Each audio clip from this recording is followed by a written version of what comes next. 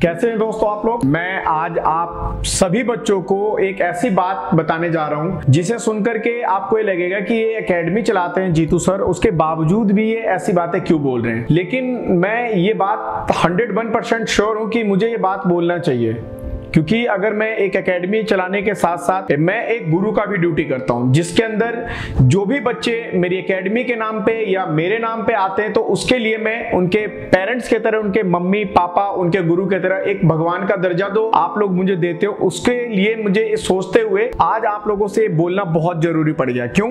क्योंकि पिछले 1.5 से 2 महीने से मैं यूपी के प्रयागराज में जो अपना ब्रांच लेकर के गया हूं, वहां पे मैंने देखा बहुत सारे बच्चे, करीबन 2-2.5 लाख बच्चे तो ऐसे हैं जो वहां पे अपना घर परिवार छोड़ करके वहां पे आकर के रह रहे हैं। दिल्ली में भी मैंने देखा, उत्तम नगर में, मुखर्जी नगर में, बापड़ोला, नांगलोई, इन सब जगह पे भी देखा। लेकिन उसके बावजूद भी कहीं पे भी मेरे को वो एक्टिविटी नहीं दिखाई दे रही पेरेंट्स में और बच्चों में कि जिससे कि उनके बच्चों का करियर या फिर उनके जो मेहनत के कमाए हुए पैसे, उन सब चीजों को ध्यान रखते हुए किसी भी एकेडमी को अपने बच्चे को सौंपें या टाइम के अकॉर्डिंग उनसे कोई रिजल्ट का उम्मीद रखें। तो आज मैं इस वीडियो के माध्यम से मैं दोबारा रिपीट कर रहा हूं कि मैं भी एक एकेडमी चलाता हूं, मुझे नहीं बोलना चाहिए, लेकिन मैं इसलिए बोल रहा हूं क्योंकि मैं पैसे लेने के साथ साथ या फिर मैं एक एकेडमी का ओनर होने के साथ साथ मैं गुरु भी हूं।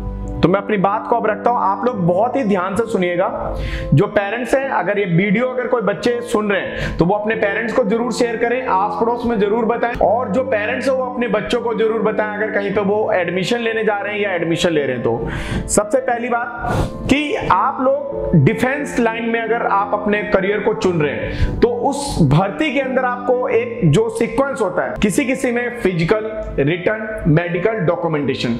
तो कोई भी एकेडमी अगर आप देखते हैं कि जो आर्मी का या पुलिस का या पैरामिलिट्री फोर्सेस का या एनडीए का या सीडीएस का काम करता है, तो ये इंडिया में ऐसा नहीं। अगर ऑफिसर्स रैंक को अगर थोड़ा देर के लिए थोड़ा सा साइड करते हैं तो जो नॉन ऑफिसर्स और जो ओआरएस रैंक की भर्तियां हैं वो भर्तियां होती हैं जो बहुत ही इजी तरीके से, मतलब 10वीं का पैटर्न होता है, 8वीं के क्वेश्चंस होते हैं, उसके अंदर 11वीं 12वीं के क्वेश्चन बहुत ही नॉन कमीशन वाले में होते हैं। तो आप ये देखिए कि जब आप 10वीं 12वीं पढ़ते थे तो आपके पास इतने मोटे मोटे बुक्स हो जाते थे मिल करके, कोई जीके, जो आपका फिजिक्स हो गया, मैथ हो गया, साइंस हो गया, इंग्लिश हो गया, हिंदी हो गया। उसके बावजूद भी आप एक ही जगह से एक साल के अंदर क्वालिफाई करके आप कोई 90, कोई 80, कोई 70% लाता था और उसमें टीचर आराम से करवा देते थे।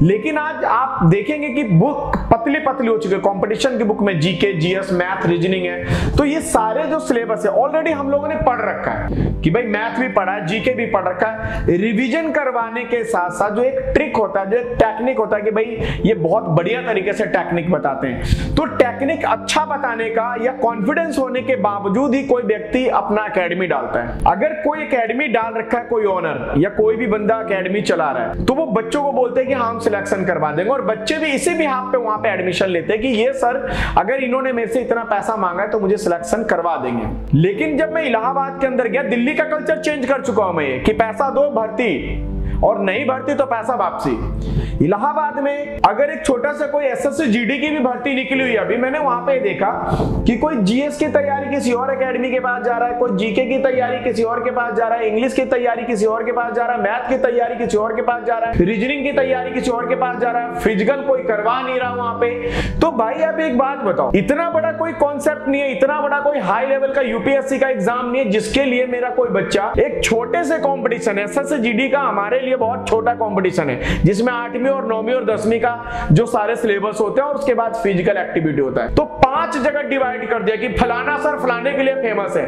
फलाना सर फलाने के लिए फेमस है। ठीक है, फेमस है, लेकिन ये तो कॉन्सेप्ट ही छोटा है। एसएससी जीडी तो कोई एक एकेडमी अपने ऊपर पूरी जिम्मेवारी ले कि मैं आपको सिलेक्शन करवाता हूं और आपको भर्ती करवा दे। चलो ठीक है, वहां का कल्चर अलग है, अलग अलग ले लेते हैं। तो जब वो आप पैसे ले लेते हैं आपसे, तो उसके बाद बोलते हैं कि ड्यूरेशन है आपका 2 महीने का, 1.5 महीने का, 45 दिन का। क्यों भाई?